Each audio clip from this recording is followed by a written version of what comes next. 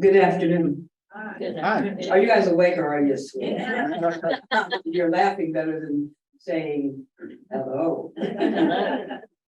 It's always a pleasure to be invited to speak regarding the history of Nicodemus and all. It's a great honor to be a descendant of those people that had a vision and made it a reality.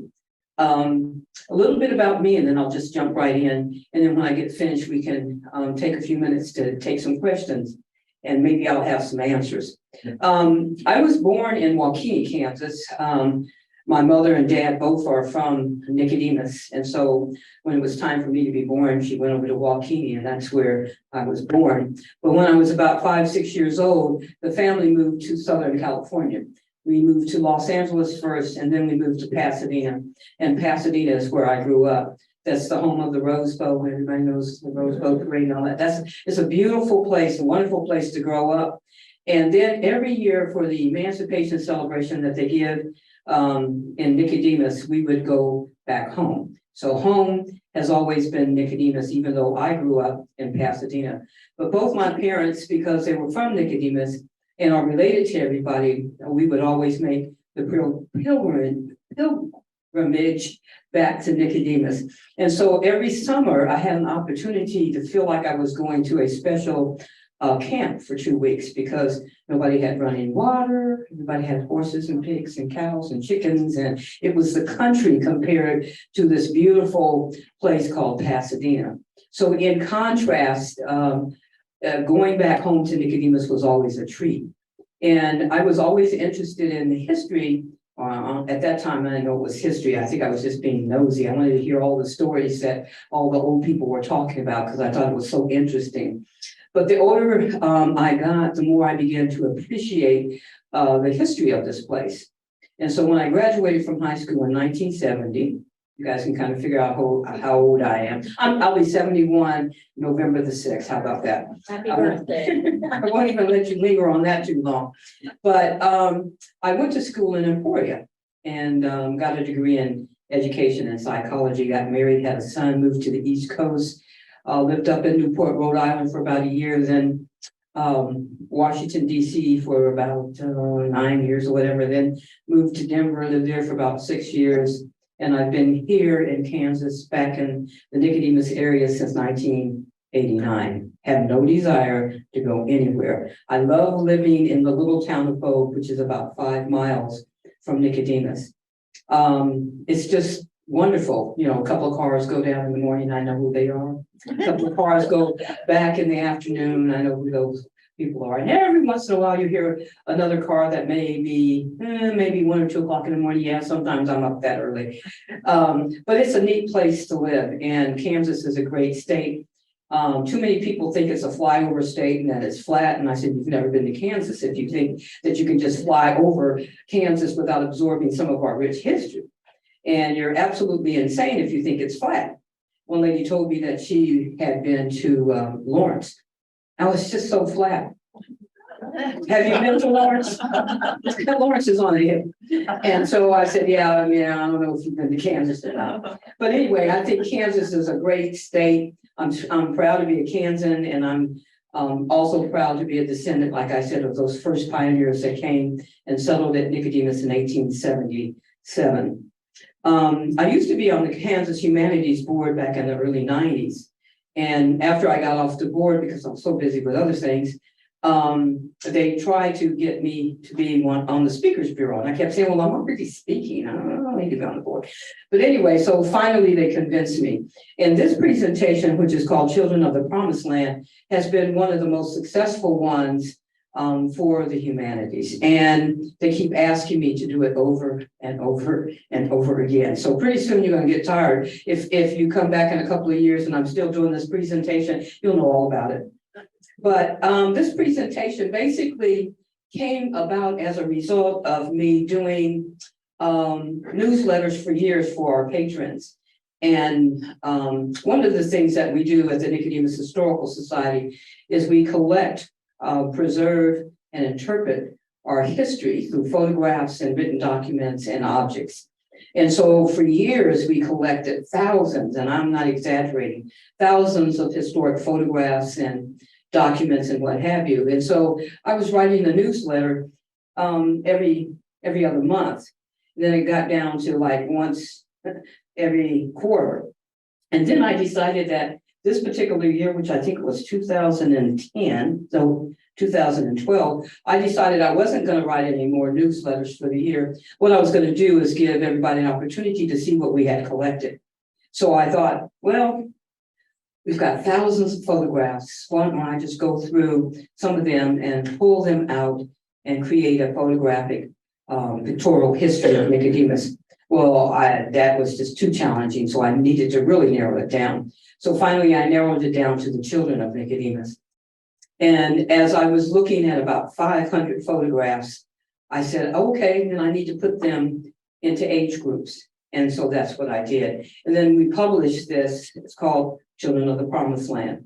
And after I published it and sent it out, it was time for us to come up with a new theme for our presentations for the humanities. So I thought, well, what I'll do is I'll do a presentation on this. And it's just been so successful that people just keep wanting to get me to come and talk about this.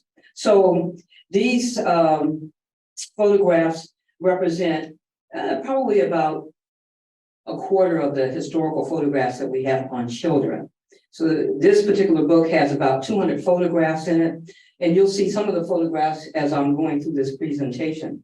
But that's how this particular presentation came about.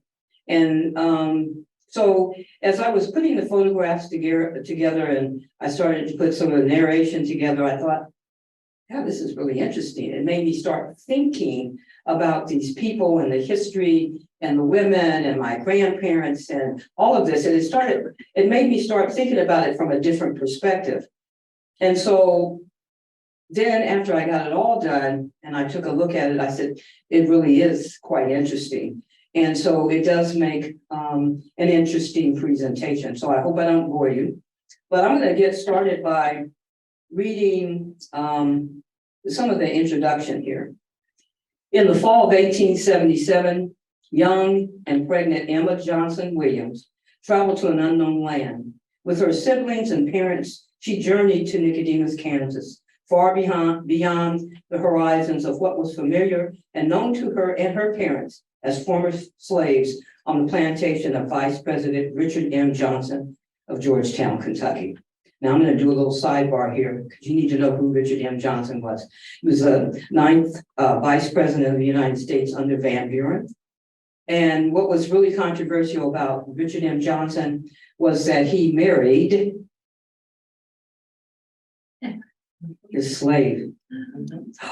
Yes, he not only married Julia Chin, his slave, he married 2 other slaves. He never married a white woman. And we have some of his family history in our oral histories. And it's really interesting when I ran across the oral history, which was a document that was written by my great cousin, Luba Craig. And her manuscript is at the Spencer Research Library, where we have our collection of stuff.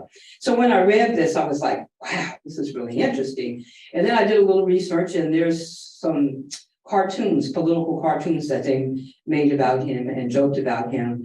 And Van Buren said that he would never run on the ticket with him again. Well, my great-great-grandfather, Tom Johnson, and his wife and family were owned by the Johnsons. And my great-great-great-grandfather on my dad's side of the family were former slaves of his daughter, Imogene. He had 2 daughters that he publicly educated, Imogene and Adeline. And Julia was his wife. He publicly married her and made no bones about it and publicly educated his children. He forced them into situations that probably made a lot of people uncomfortable. But if you want to check his story out, you can. There's a book that just recently came out about the Black wife of Vice President Richard M. Johnson. I had a chance to talk to the author of that book about a month or so ago in Kentucky. we were on a panel together. So she did a lot of research on Julia Chin and the daughters and all. So that was very interesting. But that's an interesting sidebar. Anyway, Emma traveled without her husband, Charles, who promised to meet her at Nicodemus in the spring. To know her child would be born on free soil must have replaced any apprehension she felt facing the unknown. When she gave birth to the first child of Nicodemus, a child born to experience freedom, shouts of joy must have rung across the barren and windswept Kansas prairie. The angels of heaven must have sung a song of joy, while the spirits of our ancestors celebrated with great jubilee. The birth of a strong boy during that harsh fall of 1877 was a sign of a strong will required to face the challenges and hardships ahead. As a new mother and pioneer woman, Emma met those challenges and hardships with raw tenacity and a strong faith in God. She had survived childbirth and was proud to give birth to the first child born at Nicodemus. I think God himself must have been pleased when those first cries rang out, letting heaven and earth know this tiny babe was one of the first generation of African-American children born free on the free soils of Kansas. This firstborn was named Henry after his uncle. On that late October day when little Henry took his first breath, burning buffalo chips used as fuel, dirt from the dugout where he was born, and his mother's warm skin were his first sense. Light that flickered from a nearby candle or lamp was the first light to his tiny eyes. Beyond the sounds of loving voices, his ears must have heard the cry of a lone wolf, the sweet song of a Kansas meadowlark, the cooing of a dove, or perhaps the screech of a red-tailed hawk. Kansas welcomed him as he was being welcomed by taking his first breath in this new world. That is how it began in Nicodemus, October the 30th, 1877, on the free soils in the promised lands of Kansas. Like I said, when I started putting this together, I wanted to really organize these photographs into age groups. So the first photographs are really the infants, and it goes all the way through the teenagers. But as I was putting this together, and I thought about my great grandparents. Sure. Okay. I have to point this. I don't know. Oh, let me see here. Is it turned on? Click on this. I just got stuck. Okay. Okay, this particular photograph is on the cover of the book, and it's one of my favorite photographs. And you will see that a lot of the photographs are studio photographs, but then there are some that were taken by traveling photographers and others by cameras that people had. So it's well documented. The history of Nicodemus photographically is well documented. And when I say we have thousands of photographs, I'm not exaggerating. And they're all at the Spencer Research Library at KU. Okay, basically, for these women who had these children, before there was emancipation and during slavery, there was no choice. There was no choice as to who their children were going to be reared by, what their work schedule was going to be, even who their fathers were going to be. And the senior and infirm women were the women that took care of these children while the parents did work. And the children weren't able to really work until they was about 6 years old. And a lot of times you'll see in some of the antebellum movies, you will see children in the house, and they were usually fanning the children or the adults. Sometimes they were emptying chamber pots, doing little menial tasks. And it wasn't until they were about 12 years old that they were actually relegated to working in the fields or, outside the home. Again, it was the women, the infirm women and the older women that took care of these children while the adults worked in the fields. And this gave rise to what we as African American women call the sisterhood. I know right now it's a word or a term that a lot of people are using, but for African American women, we know what the sisterhood is, and we will refer to each other as sisters. During slavery time, African American women obviously did not have any control over themselves. They didn't own themselves. They didn't own their husbands. It was illegal for them to actually be married. If they found someone that they wanted to cohabitate with, they would ask their masters if they could do that. And sometimes they would allow them to do that, but they really had no way of depending on a man, whether he be the father of their children or not. And so they began to rely on one another. And as time went on, we continue that reliance on one another. And in my generation and the generation before, we always called it the sisterhood. And it was always the women that were older, whether they were your grandmothers or your real relatives or not, we would call them aunties. If they were real old, we would call them grannies or grandmas, even if they weren't related to us biologically. But that all came out as a result of the older women taking care of the children and relying on each other during slavery. These are some of the fears of the children, that their parents would be sold away, that their siblings would be sold away, that they would be beaten, like they had seen others getting beat, that they were not going to have enough food, that they would not get adequate clothing, and their masters would keep them from their parents and take advantage of them sexually. These are the real fears of children growing up in slavery. This is just an old depiction of what it would have been like to be in a slave cabin. And you can see the night riders. There was fear constantly.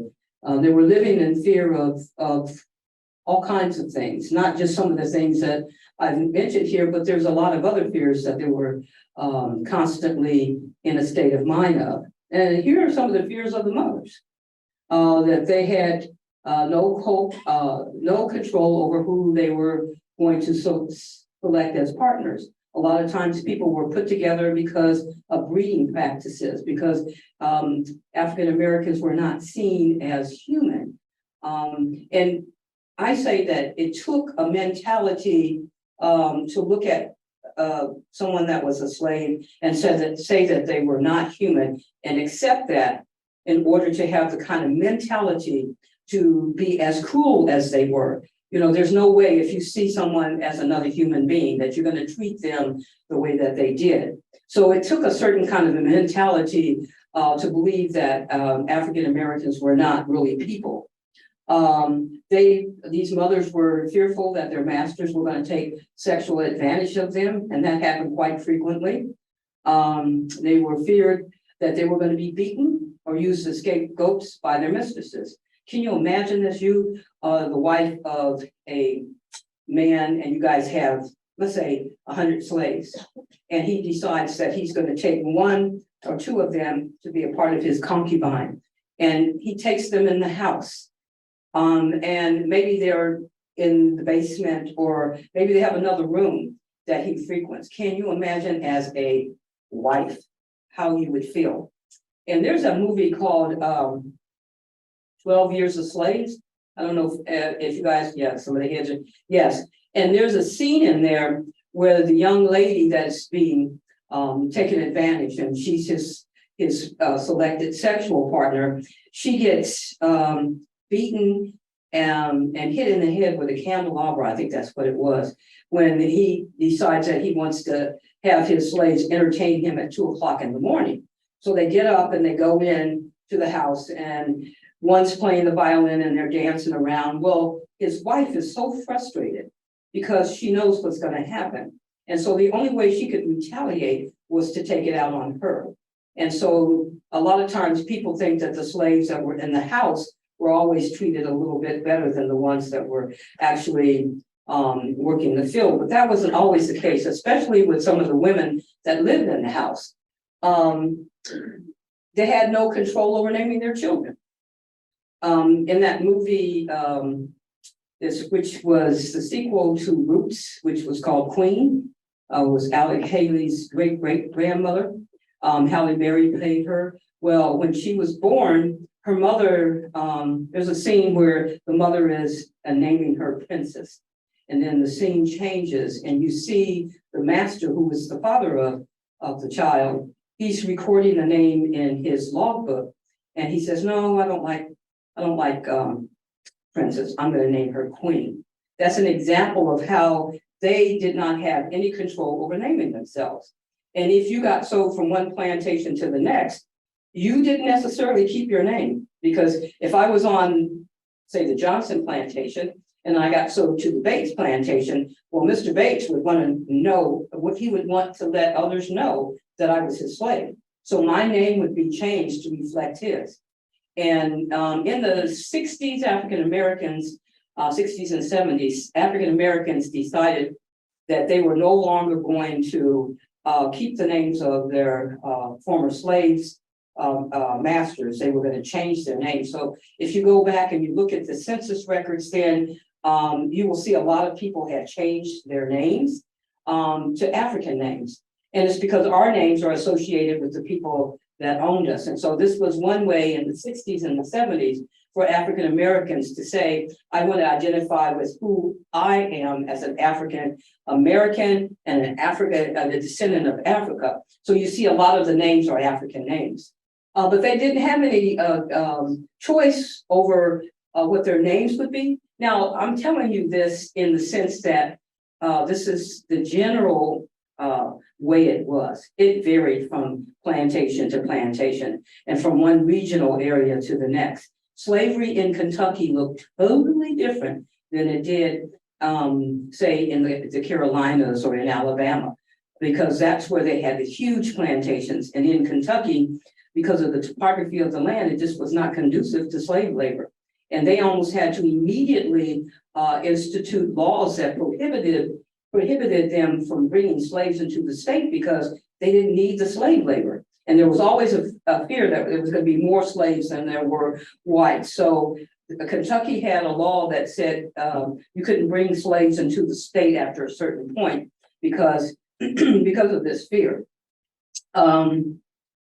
They didn't have any control over their children's working arrangements. Of course, they were afraid that their children would be sold away and that they would be taken away or sold in estate sales, that the children would be beaten, and that the children would be taken advantage of sexually. These are the real fears of the mothers.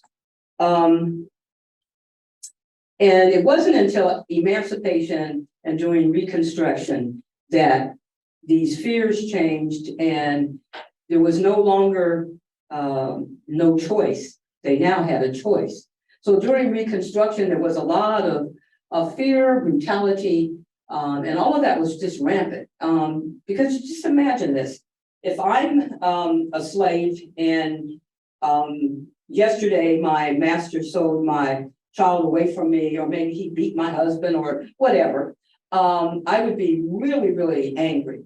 And now today he's got to tell me that we're free.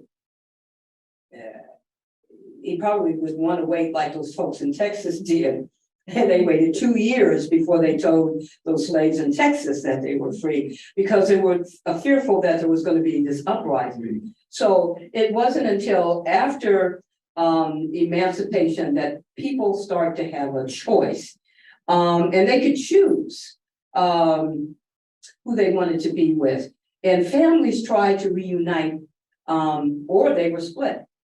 There's many situations where you have a man, I'll start giving you stories that really relate to some of the people in Nicodemus. There was a man by the name of George Moore. He married a lady by the name of Effie. Effie was a Johnson. And when they came here in 1878, they came in the spring in the second group. She wasn't married, but she had 2 older children that were by her master. And one of them was called Reuben. And here's a little sidebar about Reuben. Reuben became the personal chef of the president of the Union Pacific Railroad. Yeah, he became the personal chef of the president of the Union Pacific Railroad. Phenomenal man. But anyway, she had these two children by her former master. Well, she ended up marrying a man by the name of George Moore.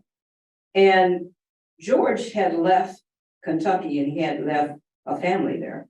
Because after emancipation, he didn't want to stay married to that particular woman, even though he may have cohabitated with her and even had children by her. But there was no way to enforce anybody staying with anybody.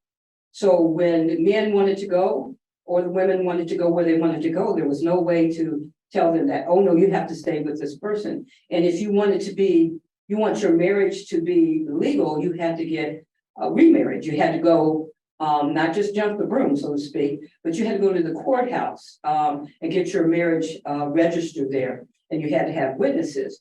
And those records are called slave marriage records. And that means those people, after emancipation, decided that they wanted to make their marriages legal. Well, George came to Nicodemus with that second group, and he left his former family, so to speak, behind in Kentucky. The first time I went to Kentucky, I did a presentation on the history of Nicodemus and the people coming from that area. I met the descendants of George Moore's family that stayed in Kentucky. And years later, some of those people actually came out to Nicodemus and got a chance to see some of the family that he created here in Nicodemus. So people try to reunite with their family members. That movie, 12 Years a Slave, that man is being taken away and sold, so to speak, into slavery. But he obviously is trying to get back to his family that was living in the North. But that happened throughout the South after emancipation. People were trying to get back with their family members. And for example, one of the practices that African Americans did to try to keep track of one another is to name their children after their own siblings, if they could. And if they couldn't name their children after their own siblings, then they would name their children after their master's siblings. So that's why you see, like my great-grandfather's name is Tom Johnson, or Richard M. Johnson had a brother named Tom. And so people would name their children after their siblings. Emma, who had the first baby born in Nicodemus, my great-grandmother, she named her first son Charles. Henry after her brother Henry. Now her second son, who was my grandfather, he's named Charles after his dad. But the first one was Henry, and he was named after his uncle Henry. And that was a very common practice for African Americans, trying to keep track of one another as they were being sold away. And as people were moving around, Jim Crow laws prohibited African Americans and restricted them in their movement because they were fearful. Fear is what was permeating everybody's mind at this time because it's just very volatile. I mean, people were, the former slaves were afraid. They didn't know where to go. They couldn't really rely on the institution of slavery to create some semblance of stability because that was all gone now. So they didn't know where to go. They didn't know how to get there. They were restricted on any kind of public transportation. Whites were fearful. They didn't know what was going to happen. They didn't know if these former slaves were going to retaliate. So fear is what was causing all of the volatility at the time. And this is a very interesting point. Families were divided along color lines. What's that mean? If you were a mixed blood and emancipation came, and this is exemplified in the movie Queen. When emancipation came, Alex Haley's great-grandmother, who was half white, had been in the house, had been relegated to work in the house. So when emancipation came, and of course, these are her relatives in her mind, they're her relatives, and they are biologically. But when emancipation comes, she's shunned by those people because she's a slave. She's got a drop of blood in her. So she's not seen as family. And then she's shunned by the Black people in the quarters, so to speak. And that's all along the color line. The more white you have in you, the more you are acclimated to, and easier it is for you to fit into the white culture.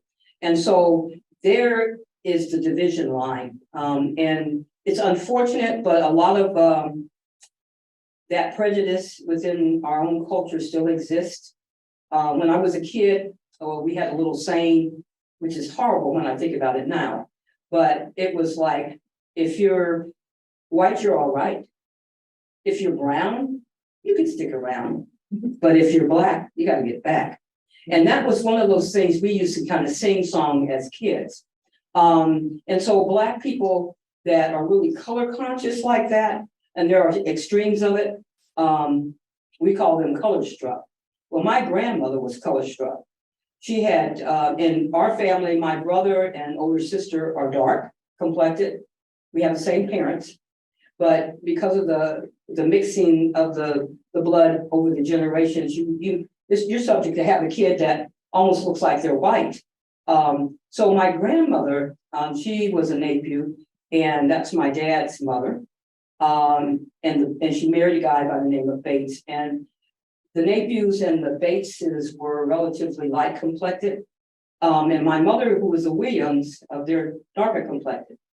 And so my grandmother, who was color struck, and we knew she was, because she would do things like, well, I'll never forget this particular story. When I was probably about in third grade, I remember she came over to the house and she had a bag full of gifts, and they were all for me. And my mother and her had a big argument, and she said, "You're not going to differentiate between my children just because of their color." She liked the lighter grandchildren versus the darker one. And she shunned the darker ones. And that happened a lot. And every once in a while you hear stories, we still hear stories of that happening in the African American culture.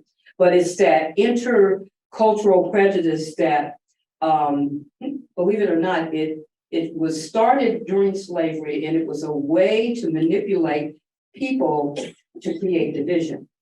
And so if you were a slave of mixed blood and you worked in the house, you had better clothes, you had access to more food, and they were encouraged to dislike the ones that were in the quarters. And so that still plays itself out even today. It's unfortunate, but that's the way it is. And the lighter complexion you are and the straighter your hair, we call that good hair. There is no such thing as good and bad hair. But if your hair is real kinky and nappy, then we call that bad hair. So if you look, and I'm not trying to be facetious here, but if you look like me, and I did straighten my hair this morning, I had to straighten and comb it, put on the fire, and I straightened it out because it will be in an afro if it gets water on it. And we call that going back home. So if you get your hair wet and you've got kinky hair, it will go back home. Isn't that right, Kelly? But she's my hairdresser back there. Don't put that water on there, Kelly. It's gonna go all the way back home. Just leave it the way that it is. But anyway, so there's families were divided along color lines, and this gave rise also to mulatto and mixed blood women being the most sought after and the most expensive slaves to purchase. And Kentucky had what they considered the corner of the market. It was considered the Athens of the South. They would supply Louisiana with these mixed blood women because they were very beautiful. And in Louisiana, because of the French culture, they always wanted to have mistresses. And the mistresses were always, just a second. It's not a senior moment.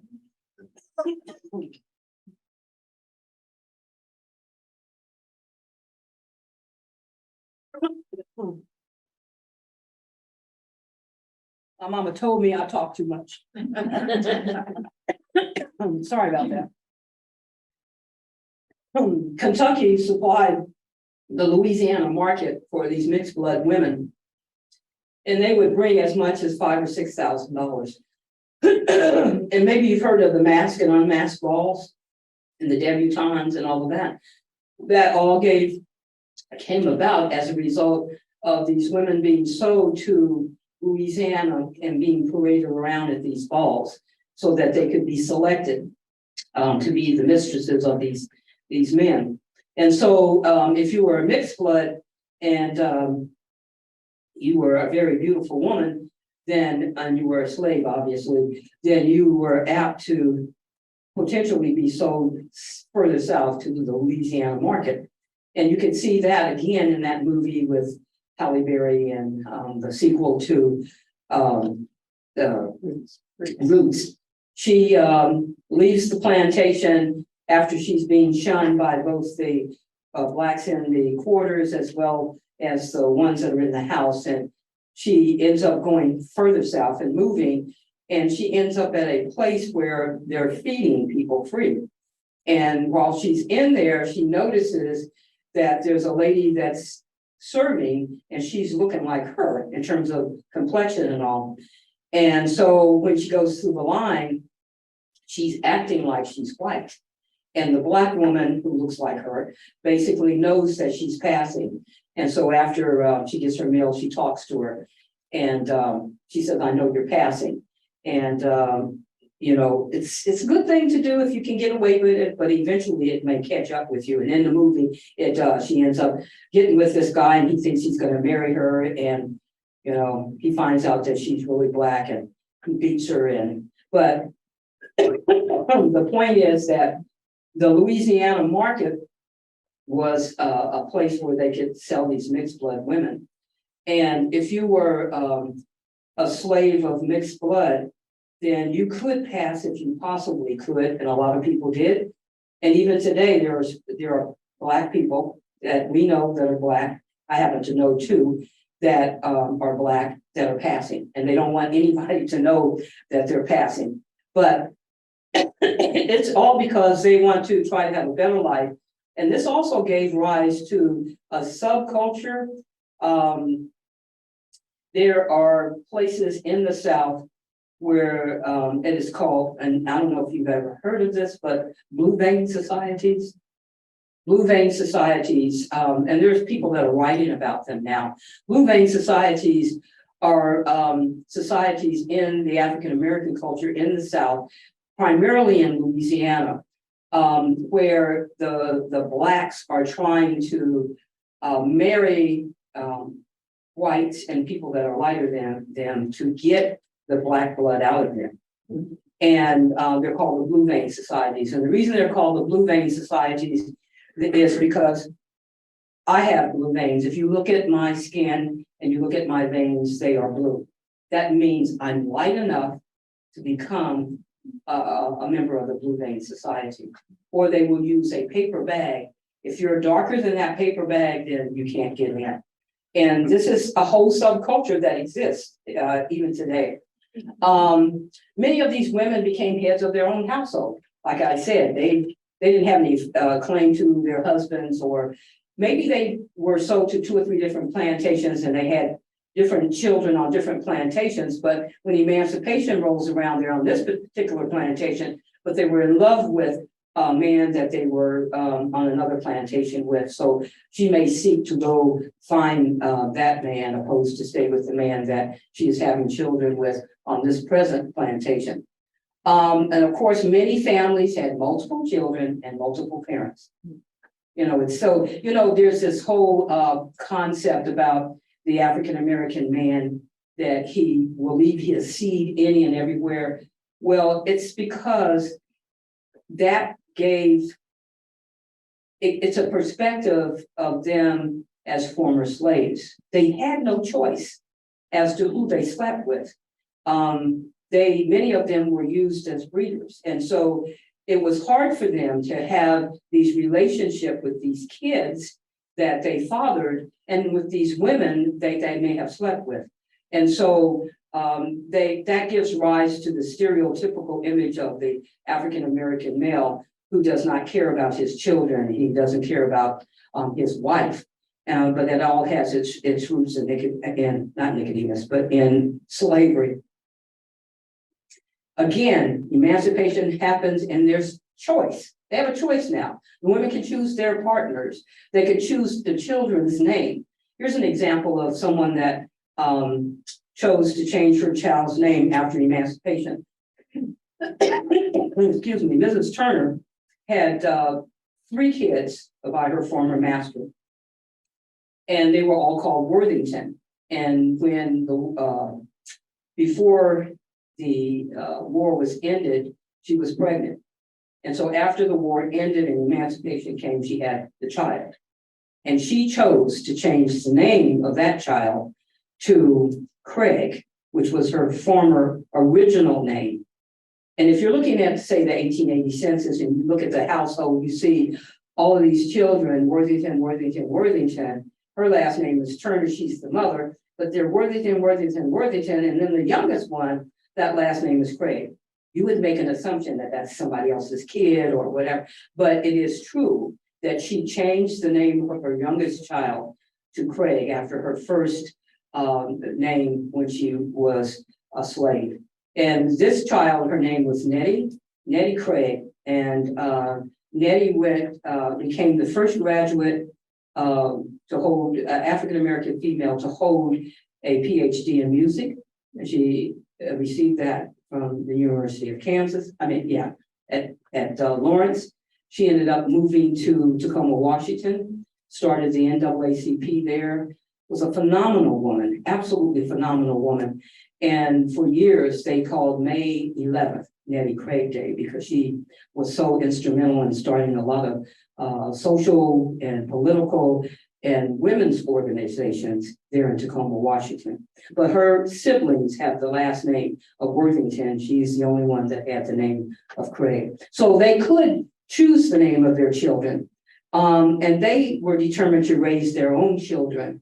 And the women provided the education and religious training for their own children. So they had a choice after emancipation. Some of these people obviously migrated out of Kentucky, out of the South, to experience freedom on the free soils of Kansas. They became landowners, homesteaders, and this is a place where they could experience real freedom.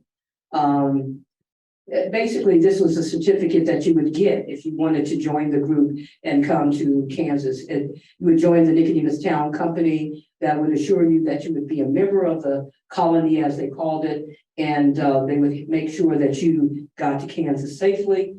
And they caught the train. A lot of people think they walked, but they didn't. They actually caught the train. They left the central bluegrass area in and around Lexington that took them north to Cincinnati, which is about 80 miles from Lexington. And that was a major hub for trains going east and west.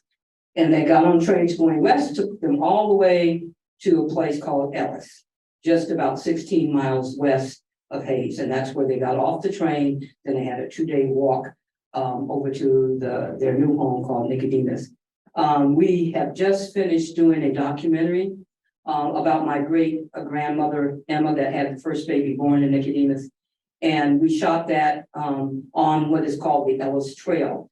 It won't be available until probably early spring, but we shot it on property where we know people traveled across what was called the Ellis Trail.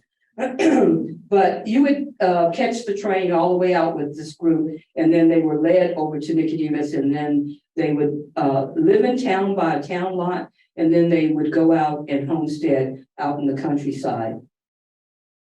Okay, so I'm going to start showing you some of the photographs of these children and their parents. What did the mothers think, and how did they feel? Can you imagine that as a mother? This is the first time you have children that are being born free. Like some of these women had children, like Effie Moore, that had children that had been born in slavery, and she married George Moore and had about 5 or 6 kids after that. So some of her kids had been born during slavery and were slaves, and now she has children that are not. And so you can imagine the dynamics of how she must have felt as a mother and rearing these children. Yeah, it's a phenomenal thing to think about the psychological scars of slavery and how these women handled the atrocities that they had experienced, but then given the opportunity on the free soils of Kansas, they became women that were very productive and became landowners. That photograph, I must admit, is my grandmother and my dad when he was a little hard-hit baby. This is the first family that I was talking about, the Williams family. The boy standing up in the center is Henry. He's the first baby born, and Nicodemus. And the little boy in the light suit next to him is my grandfather. That's my mother's father, Charles, named after his father that is sitting in front of him. And Emma, the mother. And the little girl that's in the black dress. I don't know if you guys know who Burl Schweitzer. I know a lot of people know who Burl Schweitzer was. Played for K-State. He died about a year ago. This is his grandmother, the lady in the black. And there's a little boy, believe it or not, standing in front of the daughter. And then there's one daughter that's missing. She died in a fire. And she's the great grandmother of football player Gerald Wilhite and his brother Ron, who played for the San Diego Chargers, and Gerald played for the Denver Broncos. And so we have about 6 NFL football players that are connected to their genealogy in Nicodemus. So these next several photographs are just some of the photographs that are depicted in the book here. And like I said, quite a few of them are studio photographs. And what's interesting to me as a descendant, knowing a lot of these people when I was little were, old people, or I heard about them. And to know that we have images of them. I think we probably have the most comprehensive photographic collection in the United States of African Americans from one place. It's just amazing. And these photographs are accessible through KU. And they are used in documentaries and books and in articles, magazines and books. And so our collection gets used quite a bit. Is there a fee for that engine? To use the photographs? Not unless you're actually going to be doing something that is commercial. Like if you're going to produce a book, they're usually about $25 a photograph. But a lot of the students use them for their research.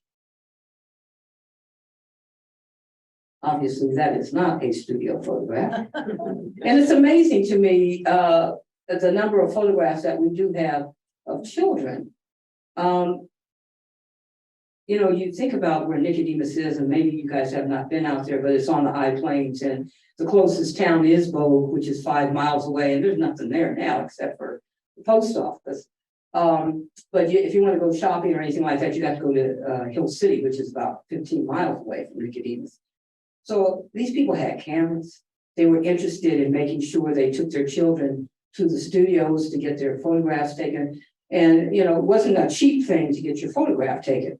And so it's amazing to me when I think about the number of photographs that I looked at and the number of photographs that we have in our collection that are studio photographs and photographs that were taken by traveling photographers and just other people in the early years having cameras. So it is important for these people as former slaves to take pride in the fact that they had an opportunity to raise their children, and they took pride in making sure that they got their photographs taken. That's obviously done in a studio. We know who quite a few of the people are. Some of them we don't know. But before that last generation died, we interviewed about 65 of the older people, and they helped to identify a lot of these photographs. That's my great uncle. I bet he was frustrated taking that picture.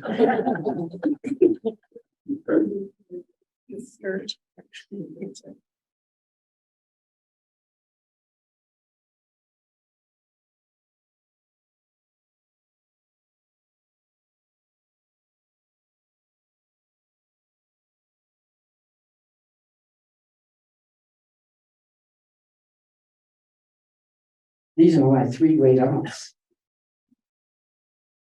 The one that's standing, she is Bernice Bates, when we used to come down for the celebration every year, we always stayed at her house. She lived 2 miles north of Nicodemus.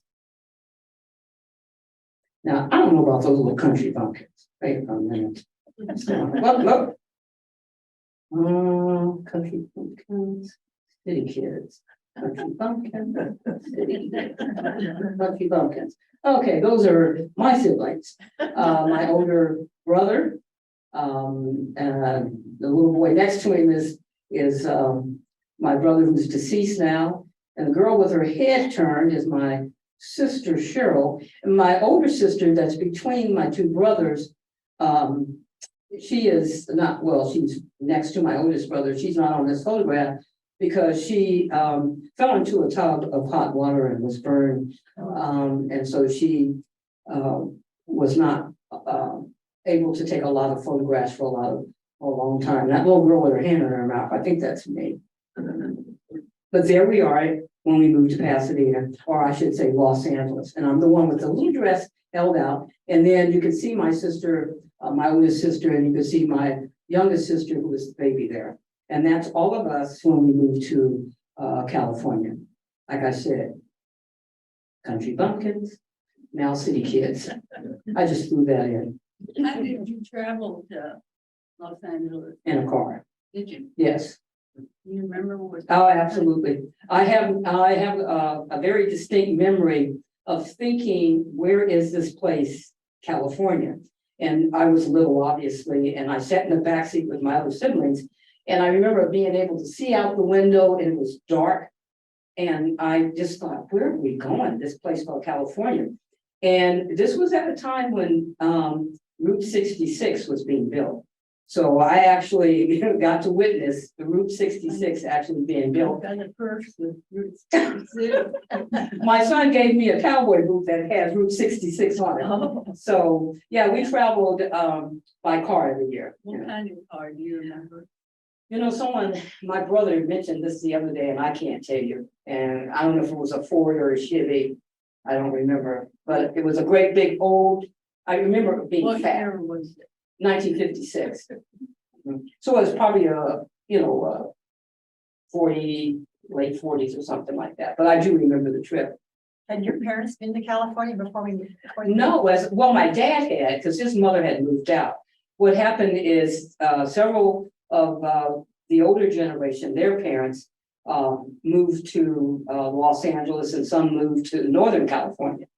And then of that generation, my parents' generation, a lot of them could not find work.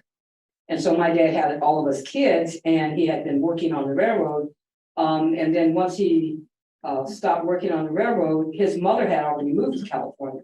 So he went out to visit her, and he liked it. And my mother said, if you don't come back, I'm going to give these kids away.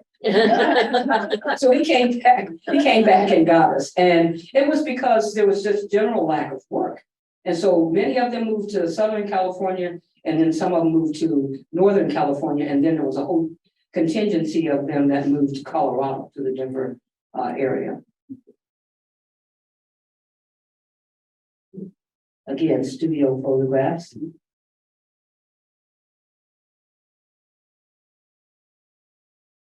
These next couple of photographs, all these kids belong to, well, their siblings, I say that.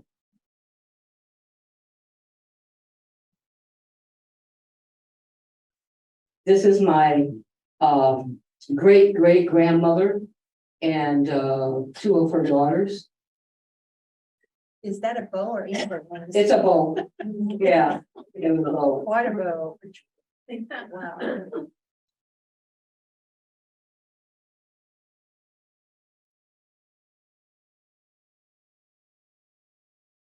I just love that photograph. These are two brothers.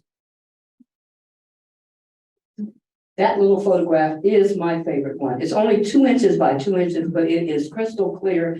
And I just love that little dress and her glasses and the little hat. It's just, and I don't know who she is, but it's just precious. What's wrong with that picture? Looks like trees with leaves in the background. And snow. And it's snow. That's Kansas. Yeah.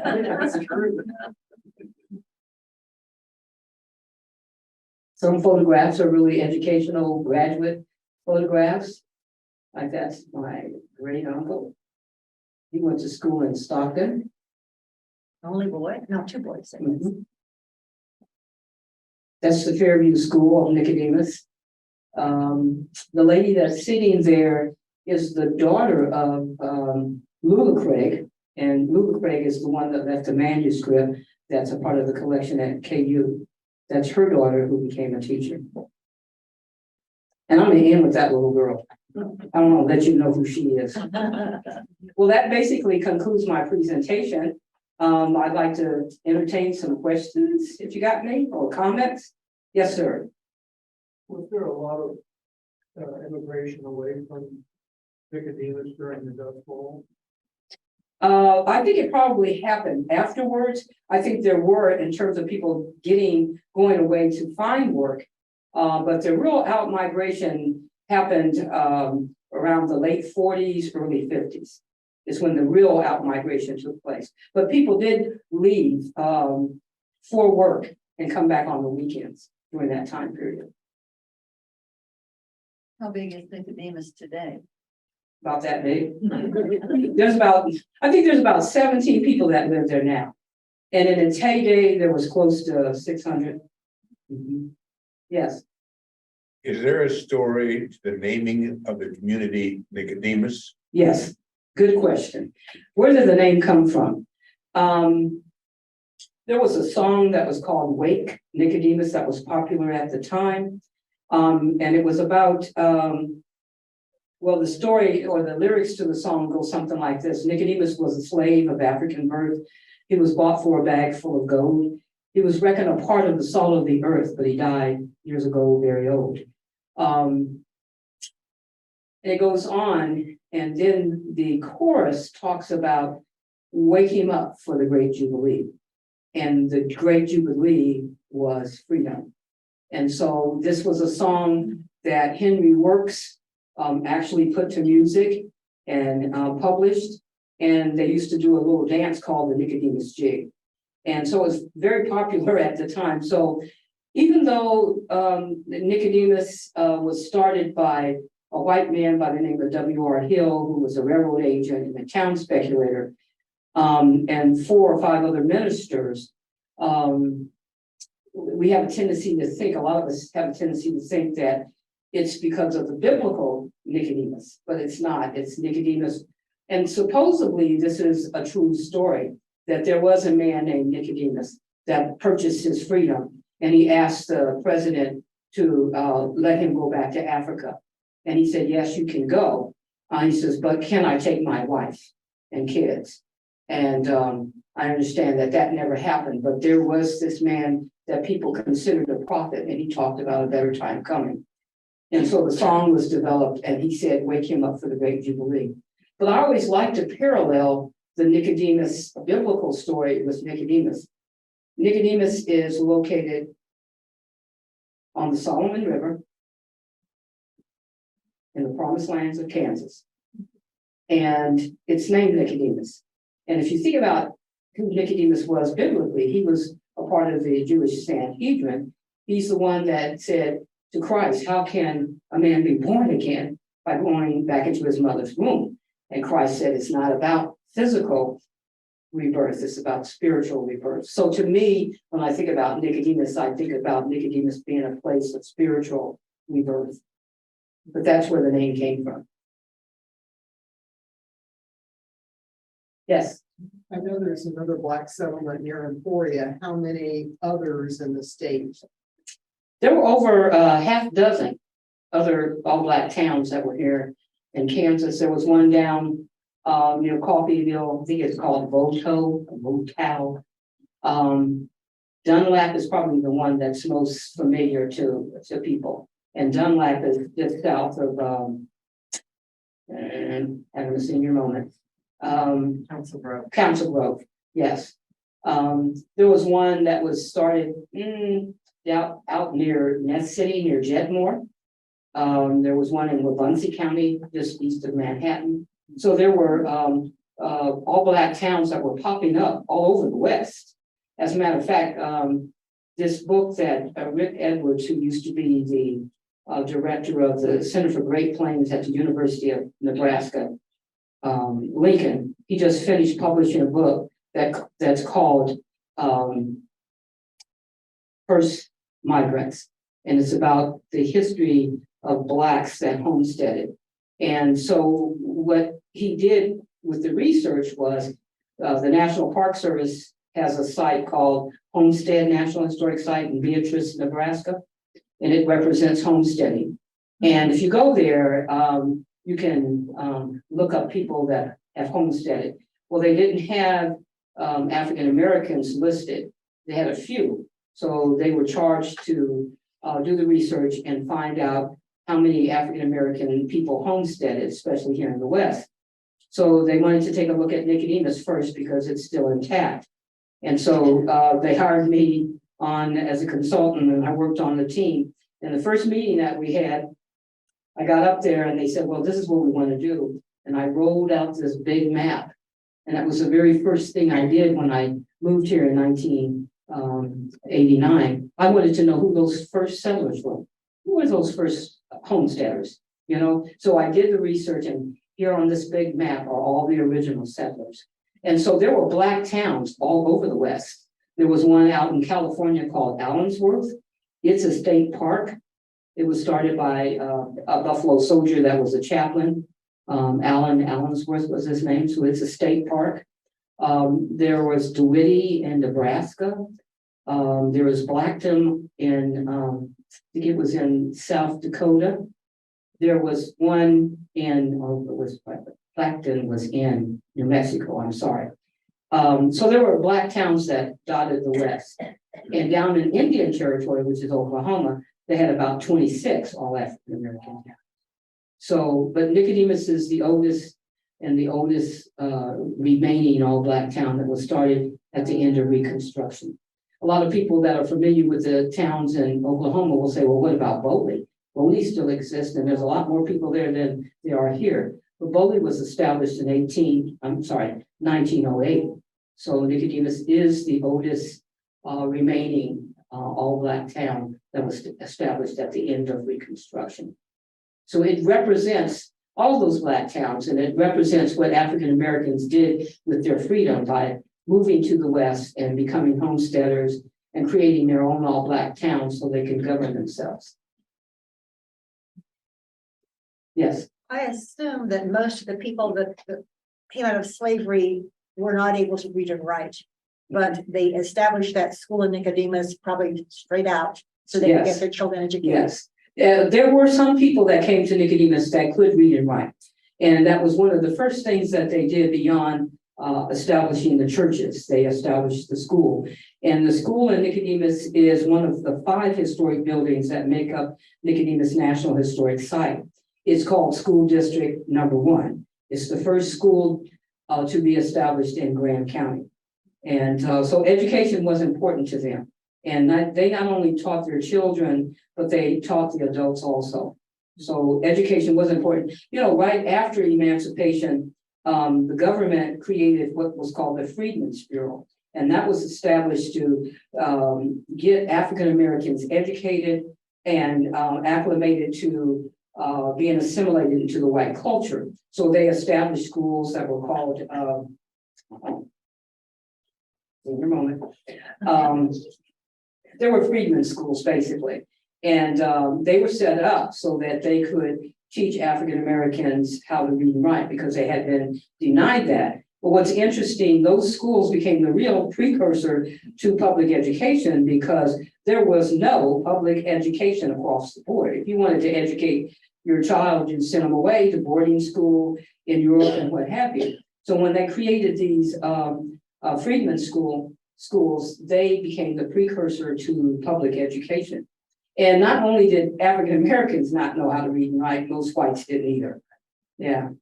But education was important, so much so that I would say, and I'm not even exaggerating when I say this, I think that probably 80 to 90% of the people in my generation and part of the ones before have graduated with degrees. So it's a high number, and most of us, I went to Emporia. Some of the older women, beyond my mother and them, went to Emporia also, when it was a normal school. But a lot of them graduated from K-State. You had a question?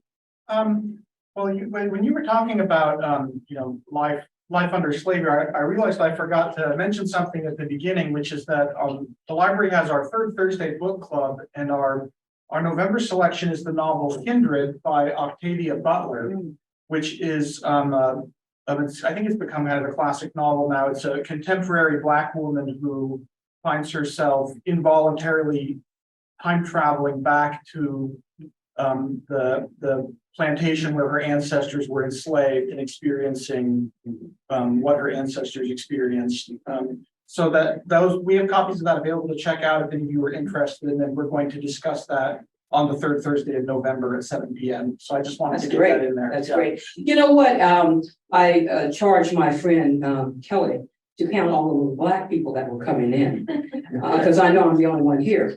And this is very typical, because African Americans, as much as we like to think we're really interested in our history, we have been brainwashed to believe that it's really not that important. I think this next generation, they're more apt to jump on the bandwagon. But when I was growing up, it was not cool to be African American. And it was not cool to learn anything about slavery, because who wants to learn about that? But I think we're living at a very volatile time in history, and it's very interesting.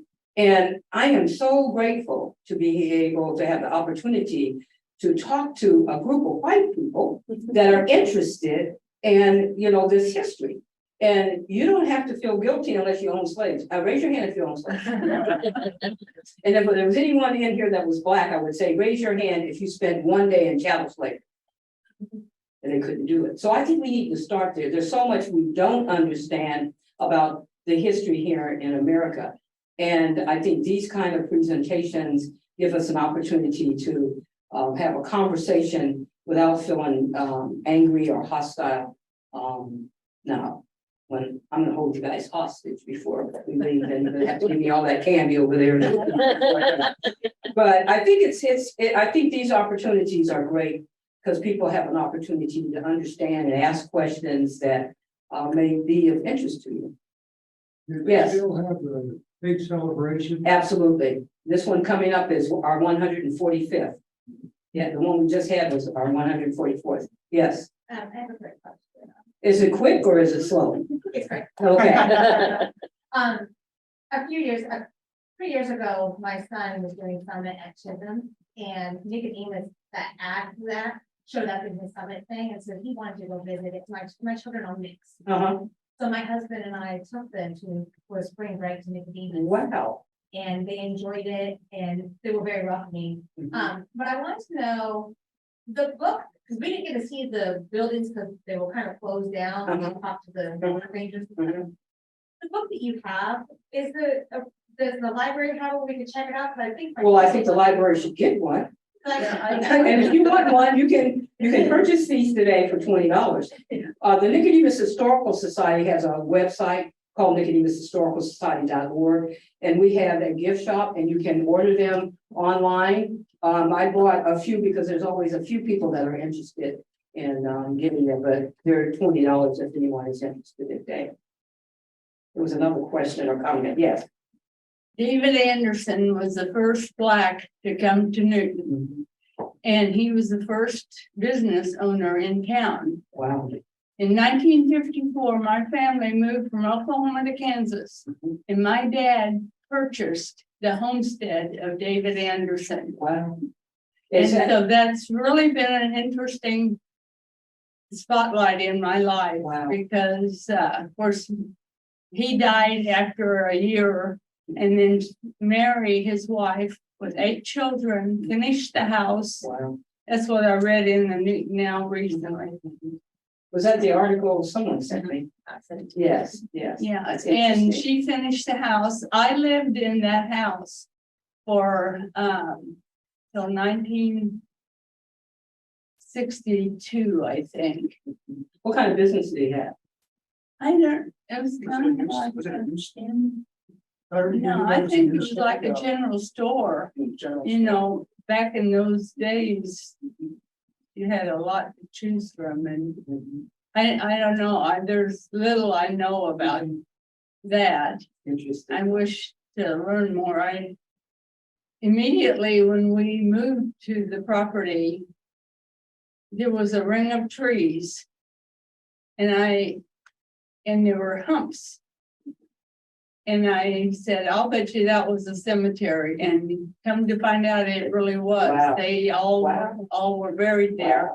And in the 30s, They, dug up and moved to Greenwood. wow, interesting. Any more questions? I know you guys are just begging to get to those cookies. Yes. When of all the towns in Kansas, Mhm. did the people living there or coming there, did they feel welcome by white people who live here? Really, what you're getting at is Jim Crow. Did Jim Crow exist here on the plains of Kansas or in the West? Because they were, I'll speak about Nicodemus. Because they were in their own all-black town, they governed themselves there. But because they were in Graham County, and they were one of the first towns to be established in Graham County, they became the movers and the shakers. They forced the organization of the county. The first 3 county attorneys were African American. They were really on the leading edge of doing things that just were really unheard of during that time. There are many stories about Jim Crow and its ugly head being reared.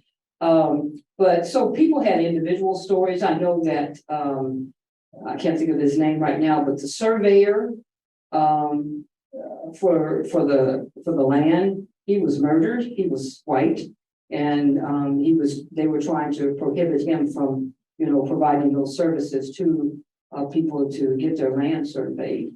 I think the biggest Jim Crow incident is when the railroad bypassed Nicodemus. And there were 3 railroad companies that were looking at putting the line through Nicodemus, and it was right in the path, and it was, one of the biggest towns at that point. But W.R. Hill, who was the one that was responsible for working with the 5 ministers to create Nicodemus town company, he made sure that Pomeroy, and you guys know the story with Pomeroy and the railroads, big name in the railroads. Anyway, he made sure that Pomeroy was going to put the railroad through Hill City, because Hill City became the county seat. And so when that happened, the county seat was actually lost by Hill City. Millbrook won, but it got blown away in a tornado, and then ultimately Hill City became the county seat. But one of the things that they wanted to do was make sure that the tracks were on the north side of the Solomon River as it was coming into Hill City because of the flooding.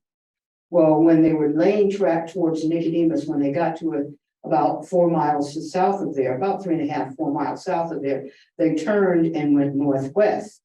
And the little town of Bogue, where I live, is just on the south side of the Solomon River. And they eventually take the line all the way into Hill City, and it does cross onto the north side before it gets into Hill City. But they purposely bypassed Nicodemus. And the Highway 24, when it was being laid, it bypassed Nicodemus. And in the 1960s, they finally moved it so it goes right by Nicodemus. So, but yeah, Jim Crow, as they call it, it existed. People have their own personal stories about things that happened, but I like to talk about the good parts of people sharing their lives, in a place that was harsh for everybody. That first year, they almost starved to death, but the Potawatomi Indians had gotten permission to leave the reservation and go on a hunt. And on their way back, they ran into the people of Nicodemus and knew that they were starving, destitute, had a council that night, And the next day they came into town and they shared their game. Of course, people were afraid when they saw them. But we just erected a silhouette in honor of them. And we're working on a sign right now that's going to go up next to the silhouette that pays tribute to their contributions to the people of Nicodemus, because they didn't have to, because this was at a time when Native Americans were still considered hostile here in Kansas. That last Indian raid didn't take place until 78. So, and some of the people that lived up on Bow Creek, they were very kind to the people of Nicodemus, and sometimes they would come down and share their turkeys and wild game that they would actually get on hunts too. So it's the environment, I say, made it such that prejudice and discrimination was a luxury that most people could not afford. You know, if you had a neighbor that was down the road and he had a team of horses that you could borrow in exchange for something that you had, that's what people did. So. And we were primarily farmers. Yes. You know, in Kentucky, they grew tobacco. And when during slavery, they grew hemp. They grow hemp now in Colorado. And they're not making rope with it either. Well, I appreciate you guys' attentiveness, and it's been a pleasure. And if anyone is interested in getting one of the books, they are $20. Its proceeds all go to the Nicodemus Historical Society. I thank you.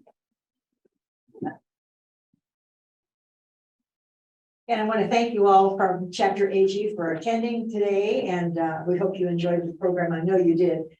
Angela didn't really point out, and she's probably, I just want to say she's really the catalyst behind the Nicodemus Historical Society. She's the one that came in and said, we can't lose this gem on the plains. So give her a hand for that.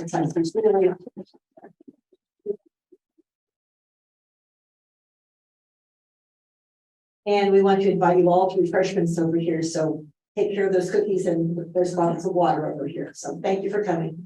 Thank you. Yeah, thank you. Wonderful. Thank you. Thank you.